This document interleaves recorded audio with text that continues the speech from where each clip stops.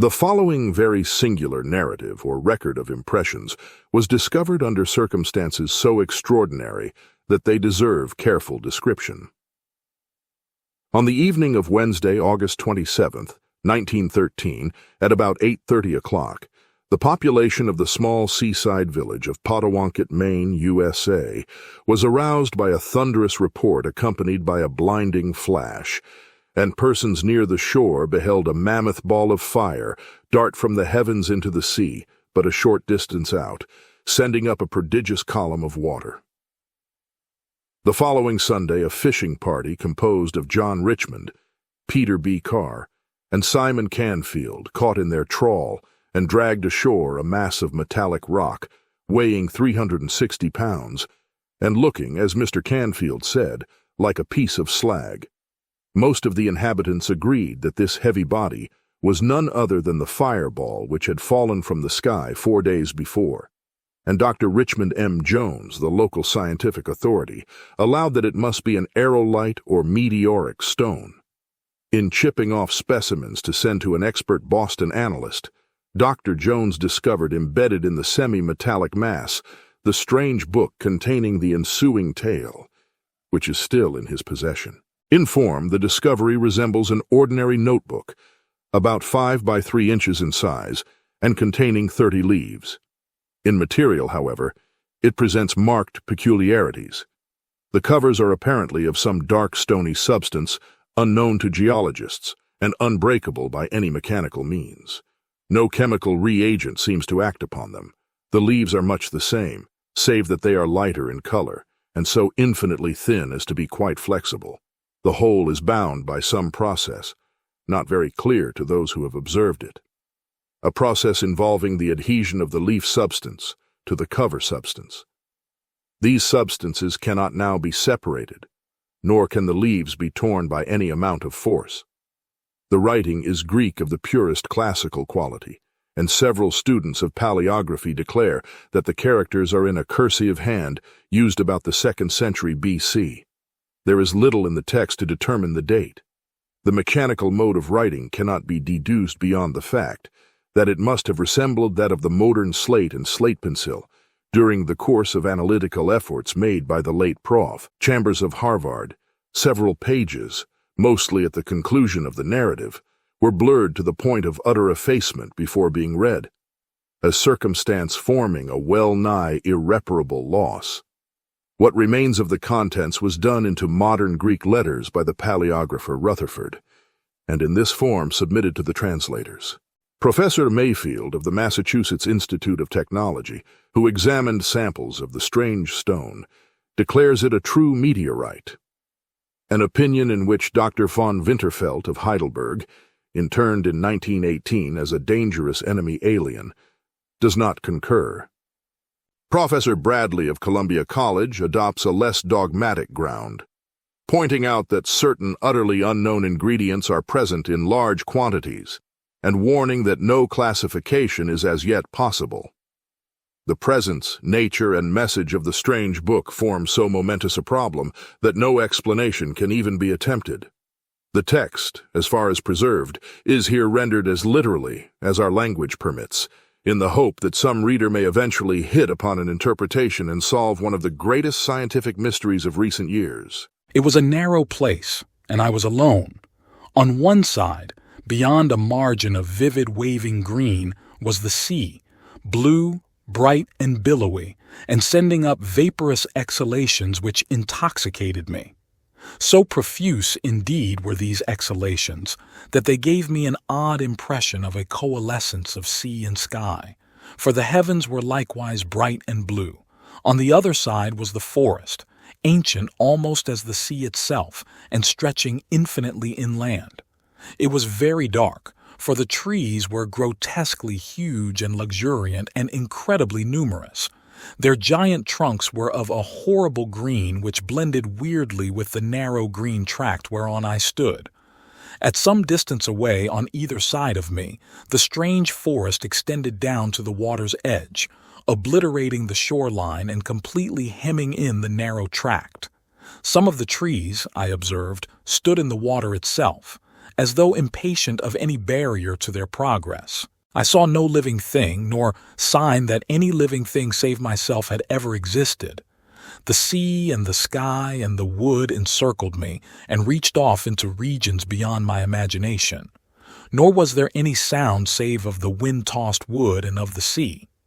As I stood in this silent place, I suddenly commenced to tremble, for though I knew not how I came there and could scarce remember what my name and rank had been, I felt that I should go mad if I could understand what lurked about me. I recalled things I had learned, things I had dreamed, things I had imagined and yearned for in some other distant life. I thought of long nights when I had gazed up at the stars of heaven and cursed the gods that my free soul could not traverse the vast abysses which were inaccessible to my body. I conjured up ancient blasphemies and terrible delvings into the papyri of Democritus, but as memories appeared, I shuddered in deeper fear, for I knew that I was alone, horribly alone. Alone, yet close to sentient impulses of vast, vague kind, which I prayed never to comprehend nor encounter. In the voice of the swaying green branches, I fancied I could detect a kind of malignant hatred and demoniac triumph. Sometimes they struck me as being in horrible colloquy with ghastly and unthinkable things which the scaly green bodies of the trees half hid from sight but not from consciousness. The most oppressive of my sensations was a sinister feeling of alienage, though I saw about me objects which I could name, trees, grass, sea, and sky. I felt that their relation to me was not the same as that of the trees, grass, sea, and sky I knew in another and dimly remembered life.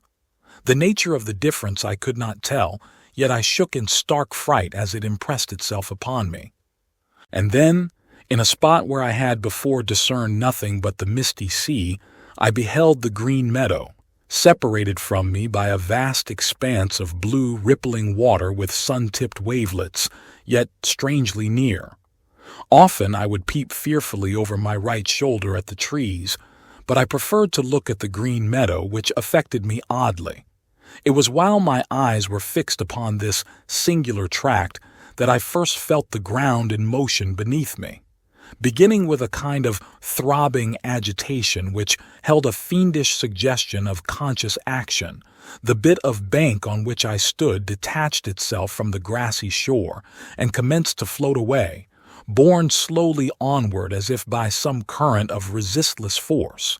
I did not move, astonished and startled as I was by the unprecedented phenomenon, but stood rigidly still until a wide lane of water yawned betwixt me and the land of trees. Then I sat down in a sort of daze and again looked at the sun-tipped water and the green meadow.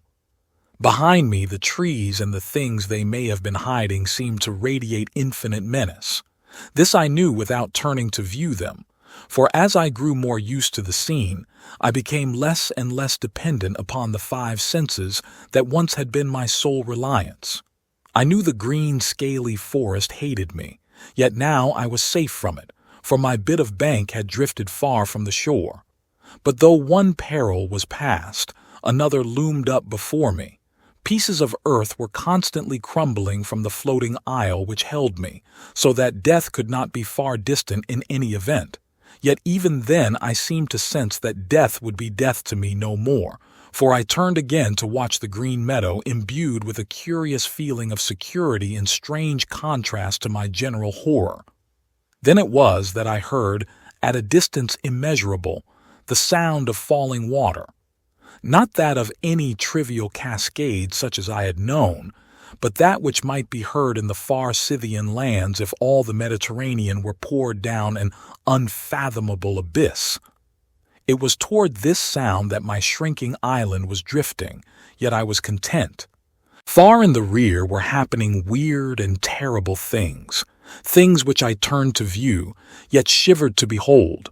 For in the sky, dark vaporous forms hovered fantastically, brooding over trees and seeming to answer the challenge of the waving green branches. Then a thick mist arose from the sea to join the sky forms, and the shore was erased from my sight.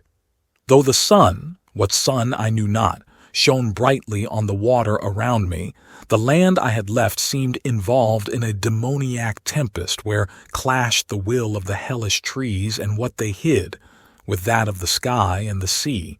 And when the mist vanished, I saw only the blue sky and the blue sea, for the land and the trees were no more. It was at this point that my attention was arrested by the singing in the green meadow.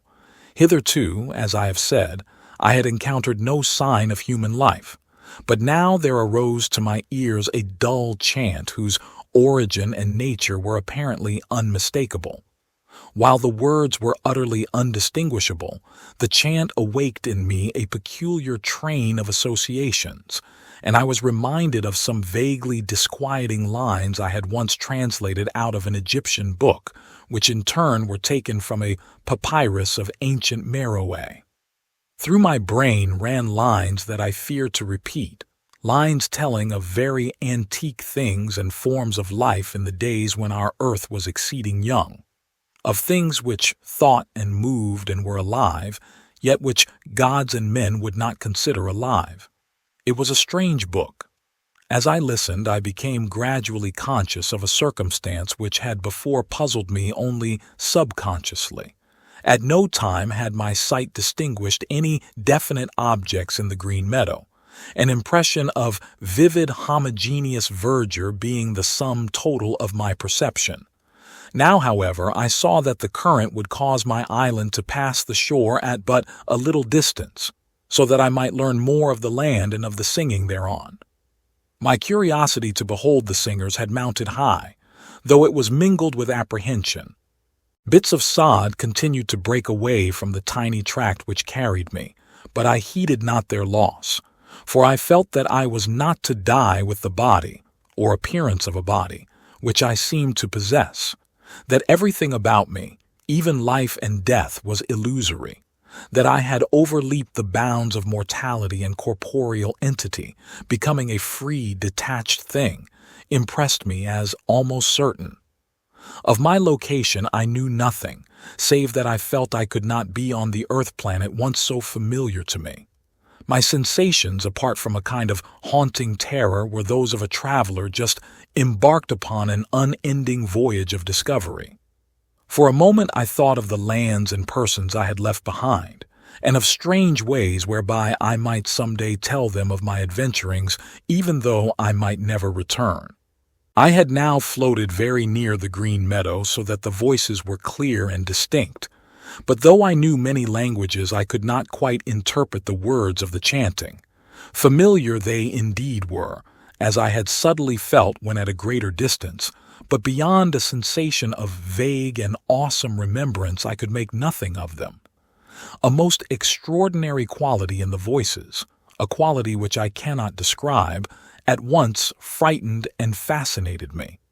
My eyes could now discern several things amidst the omnipresent verdure: rocks covered with bright green moss, shrubs of considerable height, and less definable shapes of great magnitude which seemed to move or vibrate amidst the shrubbery in a peculiar way.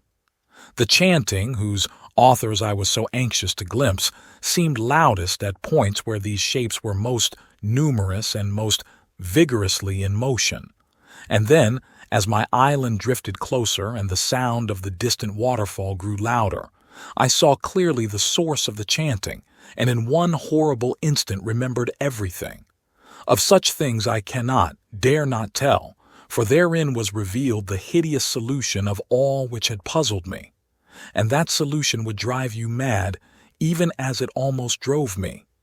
I knew now the change through which I had passed, and through which certain others who once were men had passed, and I knew the endless cycle of the future which none like me may escape. I shall live forever, be conscious forever, though my soul cries out to the gods for the boon of death and oblivion. All is before me. Beyond the deafening torrent lies the land of Stethilos, where young men are infinitely old. The green meadow. I will send a message across the horrible, immeasurable abyss.